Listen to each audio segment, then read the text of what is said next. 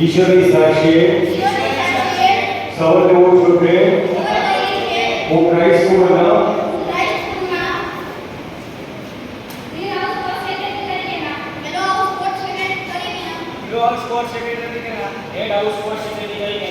ઘણી બધા જવાબદારીઓ વફાદારીપૂર્વક અને સેવાભાવથી નિભાવીશ.